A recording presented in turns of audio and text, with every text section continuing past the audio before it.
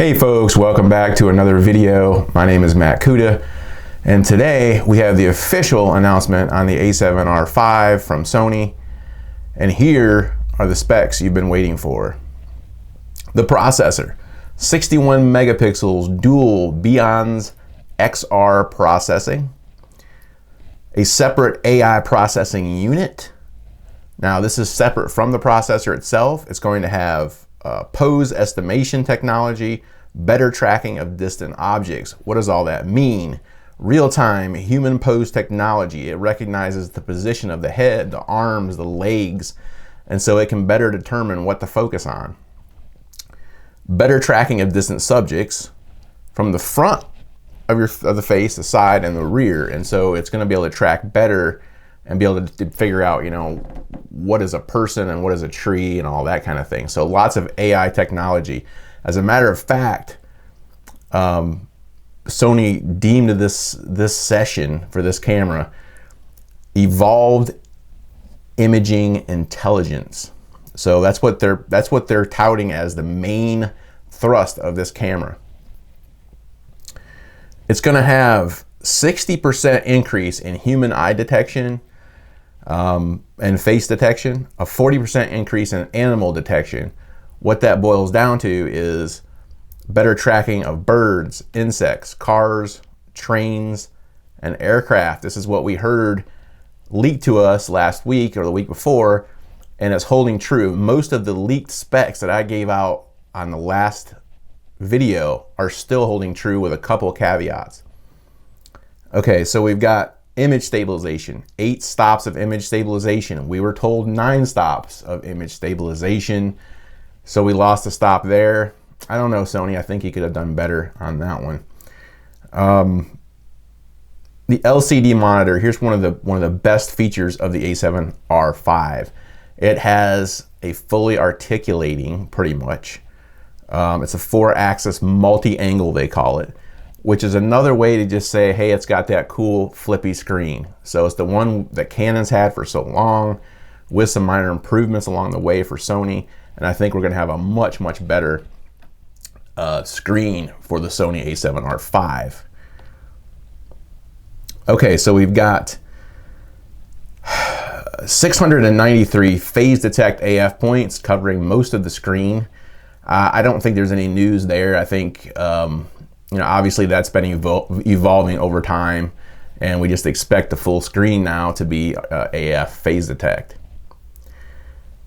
10 frames per second. 10 frames per second. That was a shocker for me, mostly because I thought they would at least go for 12 to compete with Canon's offerings, but we're still seeing that 10 frames per second. I think Sony could have done much better in this area, in my opinion. It's going to provide 583 compressed RAW files in the buffer for that 10 frames per second, and it's going to hold over 1,000 JPEG images. Improved auto white balance. I'm happy to see that. The white balance on the Sony cameras has always been lacking, in my opinion. I think having the better technology in this one that allows for those shadows to have better color, I think is gonna really benefit us in the future. The pixel shift technology now has the ability, and this is crucial and another great feature of this camera, it supposedly now has the ability to track small movements. So they actually used a car to demonstrate that. I thought that was a little bit interesting since a car doesn't make small movements. But I suspect what will happen is you will be able to photograph, say, a landscape with trees, with minor wind blowing and things like that. They're not going to interfere with it. However, if you're photographing something, say a seascape or something like that, I don't know if that's going to work. I think it's still going to be a problem for pixel shift, but if you can pull off the pixel shift technology, you're going to end up with over 200 megabytes of data, and that is a huge file. It has lossless compressed RAW files. This was a huge one for me personally.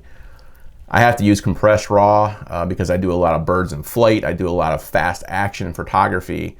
And so having compressed RAW means that I can, lossless compressed RAW means that I can maintain my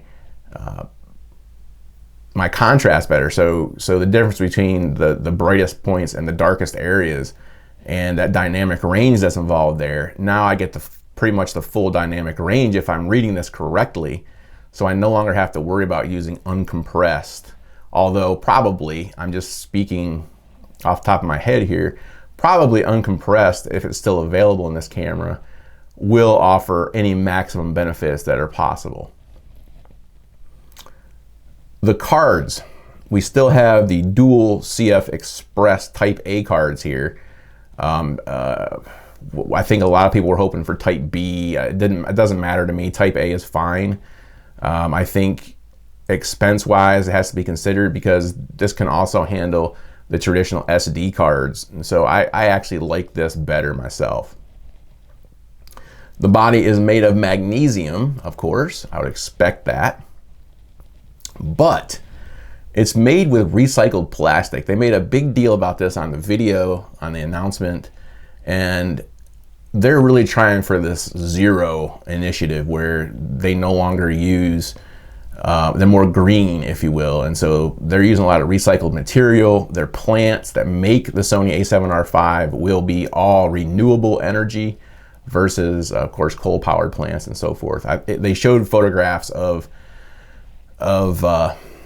video, I should say, of solar-powered plants. So that's kind of interesting, I thought. The video, for those that are interested in the video, which I am, 8K, 24p cropped. We talked about that also in the leaked specifications. 4K oversampled from 6K. Now that's pretty good because now you're going to have much higher resolution, not much higher, I shouldn't say resolution, but you're going to have much better quality when you oversample a 6K down to a 4K. So I definitely think that's great. No pixel binning there. We're looking at the profiles that we had discussed are all going to be there. S-Cinetone, thankfully, S-Log 2 and 3. And if I heard this correctly, we're going to get 14 stops of dynamic range when using S-Cinetone, S-Log, S-Log 2, S-Log 3. I don't know if all of them are going to provide that or some of them, but we can expect at least some of them to provide 14 stops of dynamic range. It does have heat dissipating technology. That does not mean that it has a fan built in. It uses heat dissipating technology where I can shoot for over 30 minutes at 8K without overheating, supposedly. We will see if that actually comes true. So that is it in a nutshell, guys. That is the Sony A7R V big announcement. What are my takeaways here?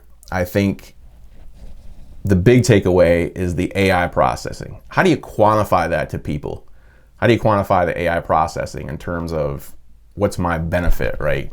Well, I think if for a nature photographer particularly, and for, well, yeah, and for really people photography as well, you're going to benefit from it being able to determine what you are photographing. Is it a human? Is it a human moving rapidly? It is, what position is the head in? What position is, you know, the right arm, the left arm, you know, are they running? All this stuff, and that can help to provide information to the autofocus system to actually track the subject better and give us sharper images overall. And so I think that's good. But at the same time, I think Sony has failed in some ways because they did not give us more than 10 frames per second on the still side. That's a mistake. I'm sorry, it's a mistake, Sony.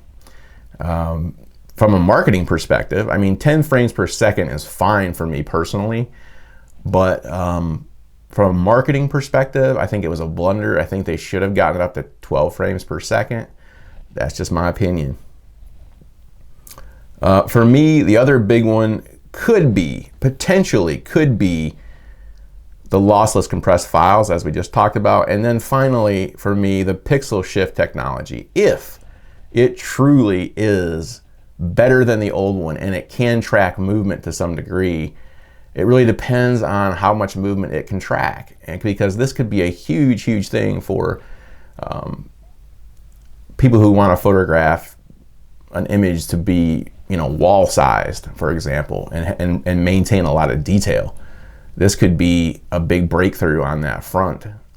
Advertising, billboards, so on and so forth. So I look forward to seeing this camera. I look forward to possibly giving it a test drive here pretty soon when it comes out.